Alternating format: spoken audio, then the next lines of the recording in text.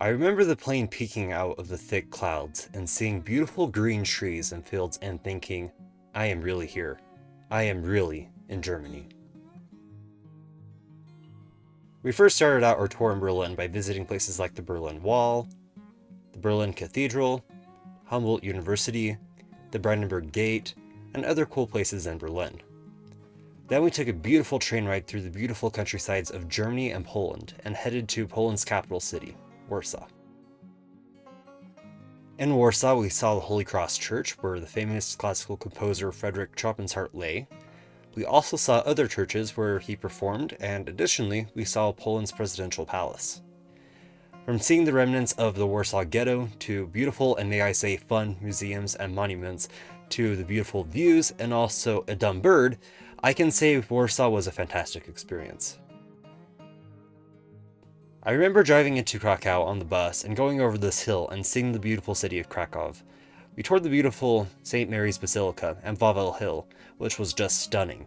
Additionally, in touring a cathedral on Wawel Hill, we ran into the secretary of the Catholic Church, which was quite cool. Of course not guaranteed during any trip, but still cool. However, as beautiful as the cities were, our trip took a personal turn as we visited Auschwitz and Birkenau, the largest Nazi killing complex during the Nazi regime. I remember looking around Auschwitz I, and I couldn't believe that I was there. The words Arbeit macht frei on the gate, to seeing horrific displays of real people's items, to seeing their faces, then to seeing a crematorium, which killed way too many. It left an impression on me that hate is the essence of evil, and that we need to replace all hate with radical compassion. From there we went to Birkenau, the largest subcamp of the Auschwitz complex. You look up the railroad tracks to Birkenau and think about the hundreds of thousands of individual people who were brought into this killing den, and very few would come out alive. The scale of this place is just massive. You just can't see the end of the camp if you look in any direction. For me though, the most humbling point of this trip was this ash pond. Here lie the ashes of real people, and the Nazis' attempt to hide what they did. They were individual people who had their own lives, and just like that, they lost everything. Their possessions, their identities, and their families. We may never be able to fully comprehend the damage which the Nazis did.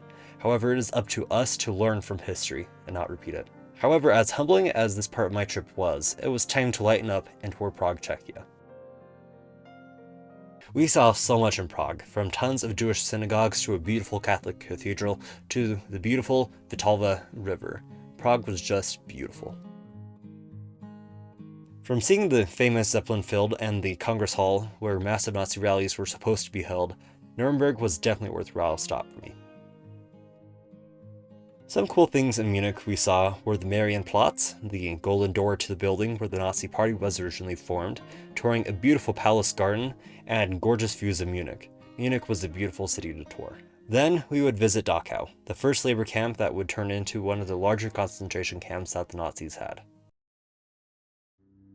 The second you walk through the gate into Dachau, you see what used to be a spot of mass killing and torture of the most innocent people ever. Let the footage just speak for itself.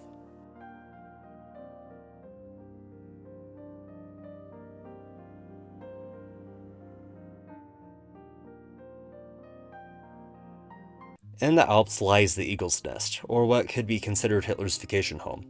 On the way up to the Eagle's Nest, you get a ride in Hitler's golden elevator. From there, you would see the prettiest views of your life. It looks pretty through a camera, but being there in person, wow.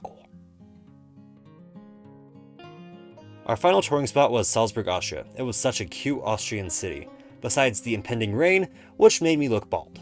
We saw places where the Sound of Music was filmed, the beautiful Sazal River, and Mozart's birthplace. As cool and humbling as this trip was for me, we got to see a lot of cool places that made the whole trip worth it for me, but really stands out to me is the friends I made along the way. Even if you don't feel like you know anyone on the trip, you can make so many friendships that will last forever.